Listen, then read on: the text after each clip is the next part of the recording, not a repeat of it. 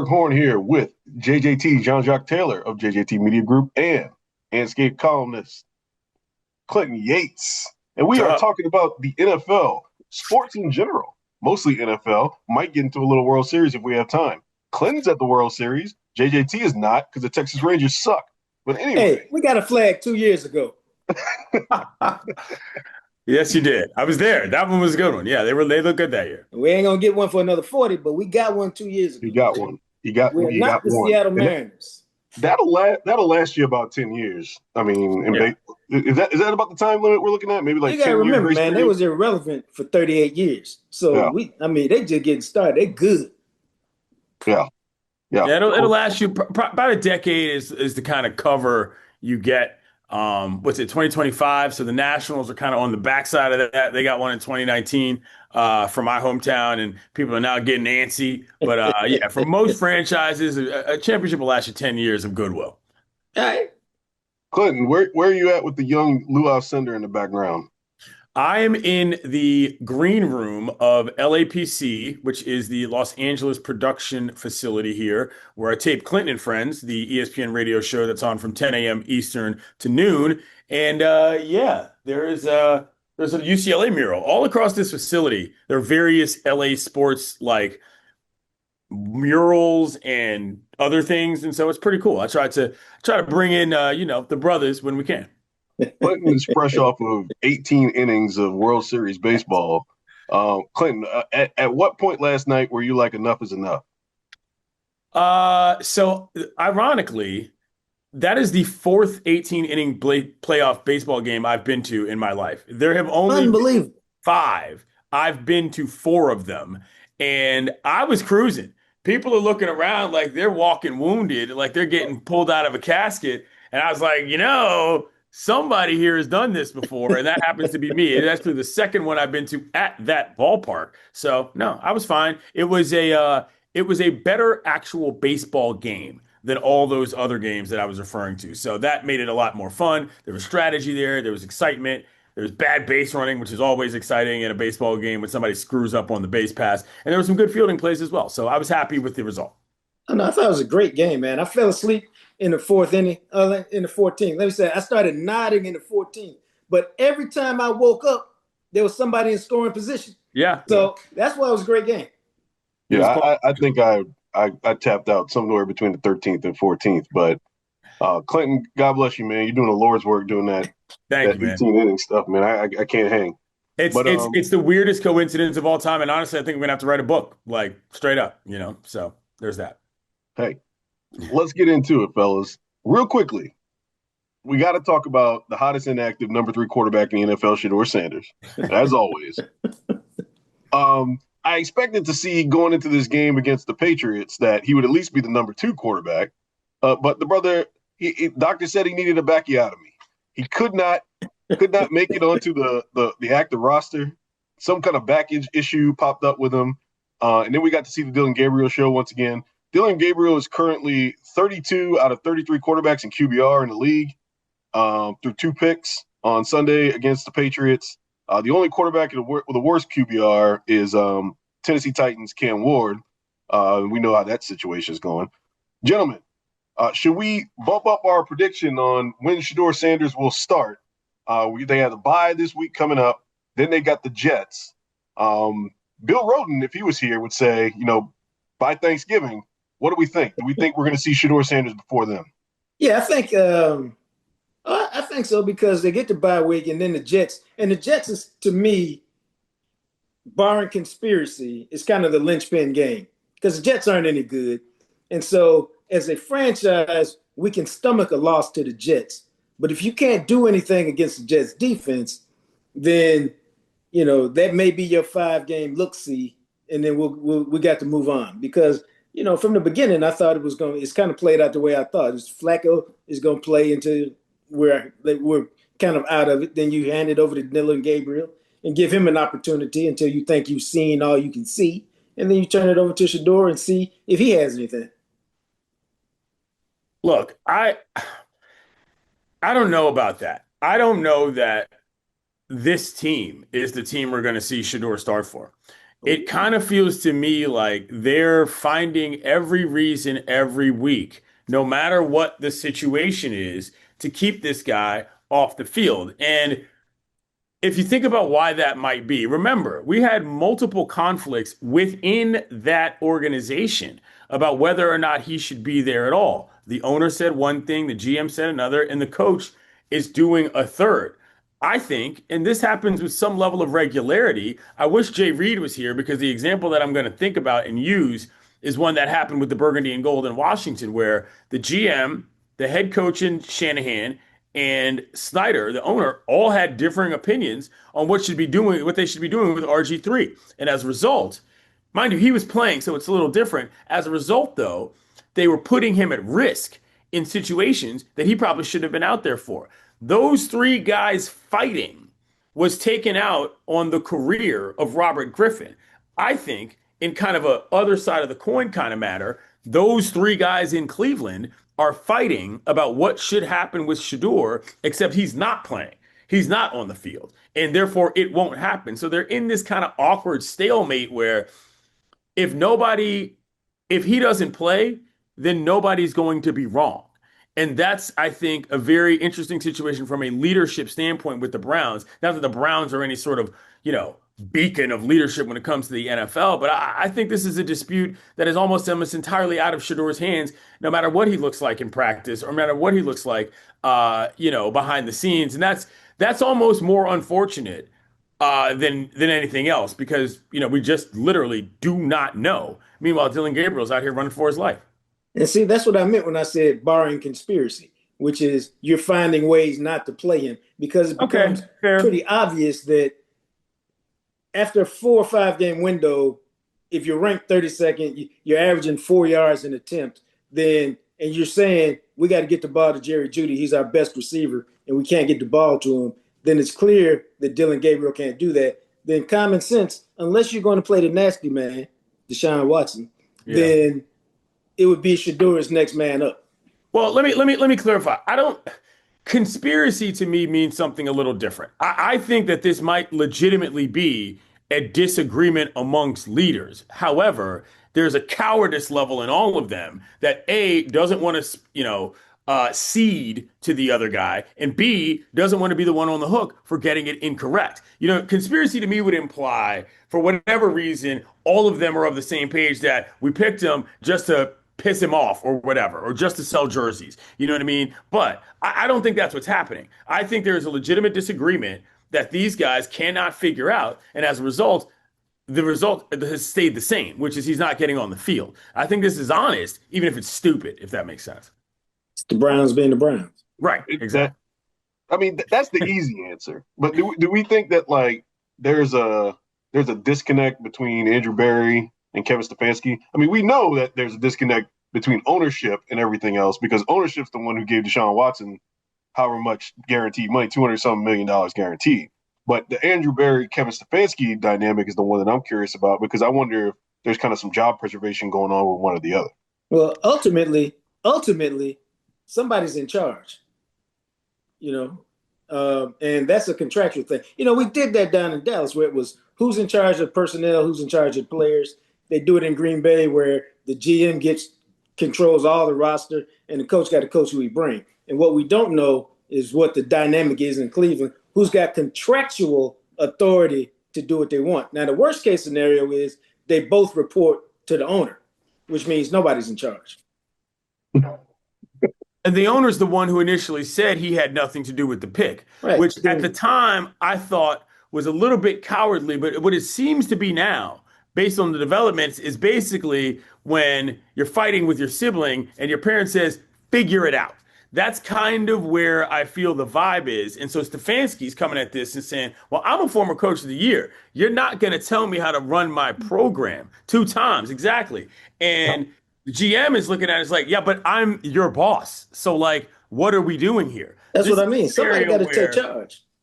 Where this is a scenario where, you know how they say every once in a while, this meeting could have been an email. I think in Cleveland, that meeting needs to be a fist fight between these two because they got to figure out who is going to be the one that's going to sort of assert the dominance in what makes sense for this team to do. Shuffling play callers around has nothing to do with anything. If that seems to be taking up all their time, that is not the issue here. The issue is whether or not they're going to let somebody that arguably, once they get into the lead position, is probably going to take over the franchise, whether they're going to let that happen. And I think that's the mutual interest of both Barry and Stefanski, is that if we give this kid the ropes and he doesn't want us there anymore, we're both gone if he's any good. So there's some mutual interest there, but they don't want to fail separately, if that makes sense. That's why this is all kind of, again, I don't think it's conspiracy. I just think this is two people who kind of don't know how to work together as a team.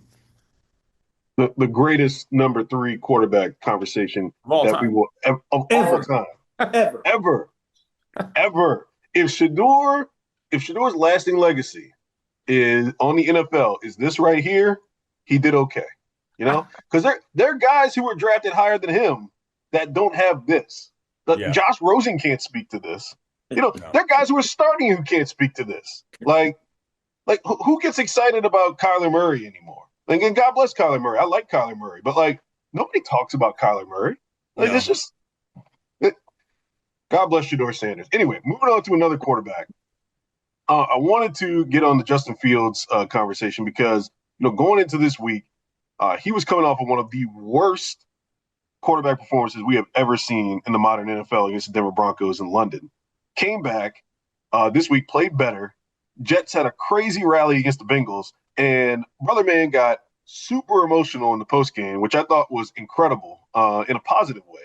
I wanted to get you all's thoughts on Justin Fields, kind of what we've, the path that he's taken to this point, the criticism he's gotten, and just, kind of the context of him being a black quarterback facing criticism in the NFL.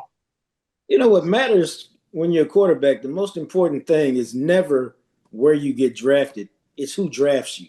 That plays the biggest role in whether you'll have success or not.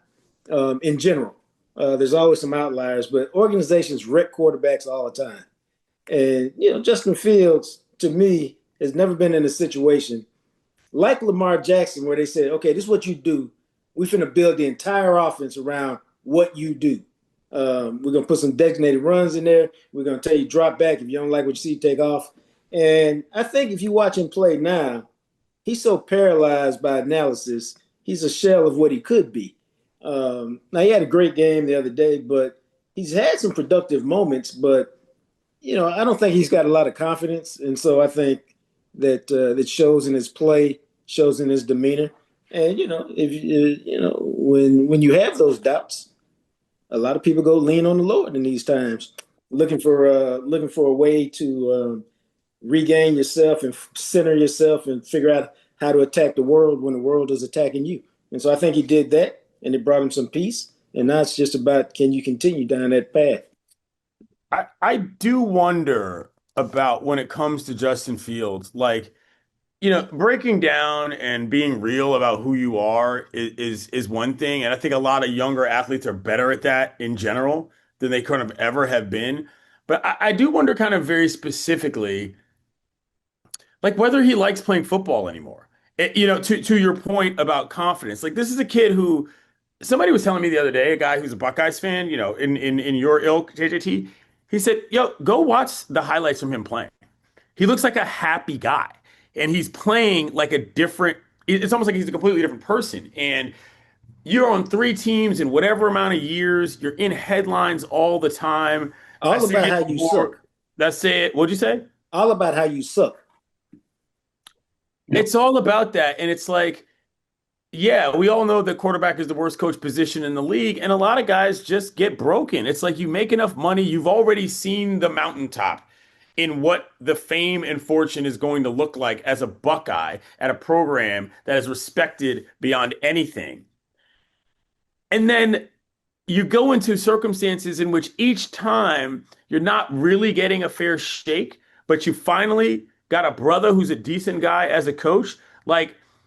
I do wonder what Justin Fields kind of talks to his friends about in terms of football, if that makes sense. You know what I mean? It's who do you kick it with to talk about this if it's not just your regular, degular homies who may or may not be a part of football? You went to school with a lot of guys that are in the league in completely different situations. I do wonder if there's some level of you measure yourself against your peers and you think, is this really kind of still for me? And that's unfortunate because he was a good player. I don't ever know that I ever thought he was going to be an excellent player, but he was a good player, and it's never really worked out. Yeah, I do think about what you just said, Clinton, about, and you say this often. You say about quarterback being the worst coach position in sports, and in particular with him, it's just like when he first got drafted by the Bears, we thought, oh, this guy, the Bears got to steal. But we didn't think about the consequences of him going to the franchise, or maybe we did think about these consequences, going to this franchise that has notoriously been bad with quarterback development. And then he gets with the Steelers, but it's only for, a brief amount of time. And then they eventually say, okay, Russell Wilson. And now he's with another franchise that is notoriously bad for quarterback development or just player development in general. So it's like, I almost think there's kind of this emotion from my standpoint, looking at him. I'm like, man, I get emotional thinking about this guy almost never had an opportunity to succeed.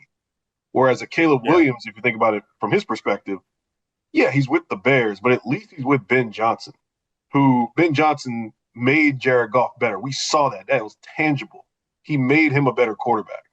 And, I just don't know where Justin Fields is going to go from here because I don't think he's ever had an opportunity to get with somebody who can really coach him the proper way. Well, that's what I mean. It's so much of being a quarterback is out of your hands. It's about your GM. It's about your coach. It's about the people that they put around you to give you an opportunity to succeed. Even if no matter how you look at it, it's always about those three things. Are you getting coached? Is your GM surrounding you with talent? And then are you in an offense that fits what you do best? And if you don't get all of those things, you can easily struggle.